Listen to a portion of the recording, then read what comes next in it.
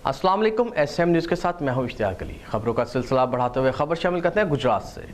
एहसास इंसानियत welfare foundation Pakistan की जानब से आंखों के मरीजों के लिए अल्लामा पीर मोहम्मद अंसर अल कादरी साहब के कायम करदा इदारे जामिया कादरिया SNL मरातब मोहल्ला गढ़ी अहमद आबाद बांट रोड गुजरात में 3 रोज़ा मुफ्त कैंप का आगाज़ कर दिया गया।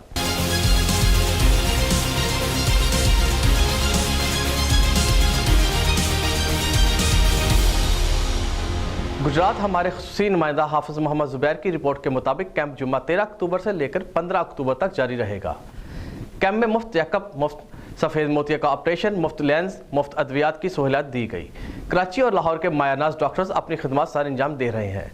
आंखें चेक कराने का वक्त सुबह 8 बजे से लेकर शाम 5 बजे तक होगा। मरीजों और उनके साथ आने वाले मेहमानों के लिए जामिया कादरिया SNL मरातब की तरफ से वसी पैमाने पर लंगर गौसिया का भी एहतमाम किया गया। कैंप के पहले रोज दर्जनों मरीजों का ऑपरेशन किया गया और सैकड़ों की तादाद में मरीजों का चेकअप करने के साथ साथ उन्हें मुफ्त अद्वियात दी गई।